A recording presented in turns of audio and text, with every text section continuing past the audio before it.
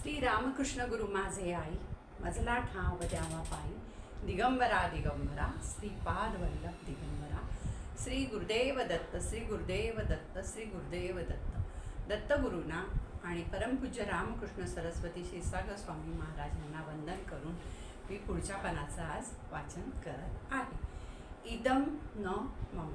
आता इदम न मम हे मी नेहमी म्हणते आणि याचा अर्थही तुम्हाला सांगितलं आहे, पण आज ह्या पानामध्ये त्याचं सद्गुरूंनी दिलेलं आहे की इदम न मम हे का म्हणावं। प्रत्येकाने जेव्हा तुम्ही हे वाचाल किंवा ऐकाल हा व्हिडिओ त्यावेळेला तुम्ही दुसऱ्यांना सांगताना तुम्हीही तसंच म्हणा इदम न मम, किंवा हे जे मी सांगते हे माझं नाही आहे, हे सद्गुरूंचे विचार आहेत आणि मी तुम्हाला फक्त सांगत आहे। आता ह्या पानामध्ये काय लिहिले ते आपण वाचूया।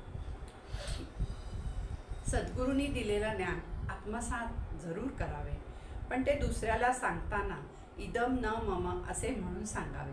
आता सद्गुरू काय म्हणतात की त्यांनी दिलेलं ज्ञान हे आत्मसात जरूर करा तुम्ही, पण हे दुसऱ्याला सांगताना इदम न मम म्हणजे हे माझं नाही आहे, हे सद्गुरूंनी सांगितलेलं आहे असं म्हणावे।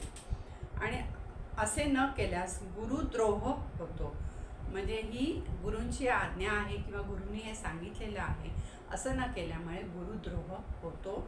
आणि जसे ज्ञानेश्वरांची ओवी, संत तुकारामांचे अभंग, स्वामी रामदासांचे श्लोक याचा संदर्भ देताना आपण असेच म्हणतो ना की ज्ञानेश्वरांनी आपल्या ओवीमध्ये अमुक गोष्ट म्हटलेली आहे आणि अमुक गोष्ट सांगितलेली आहे, किंवा तुकारामाच्या अभंगातून अमुक एक गोष्ट शिकायला मिळते। आपण नेहमी सांगताना लोकांना काय सांगतो की ज्ञानेश्वरांच्या ओवीमध्ये ही गोष्ट सांगितली आहे किंवा हा श्लोक आहे, तुकारामांचे जे अभंग आहे त्यातून पण आपण बोलताना दुसऱ्यांना म्हणजे सांगताना असंच सांगतो की हे तुकारामाच्या अभंगातनं हे आपल्याला आपण अमुक गोष्ट शिकायला मिळते।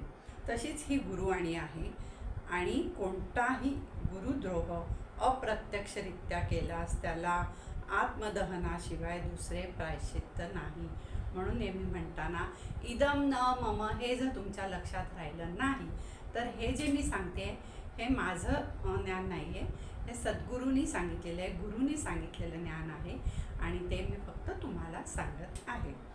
गुरुकुल आपला आधार आहे, आपल्या मनाच्या निवाऱ्याची ती पवित्र जागा आहे, येथे योग्य असेच वागावे।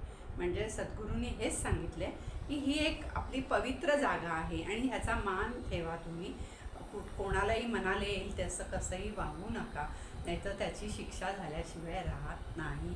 त्यामुळे ही पवित्र जागा आहे, येथे योग्यच वागावे आणि योग्यच बोलावे असं सद्गुरूंनी पण सांगितलेलं आहे।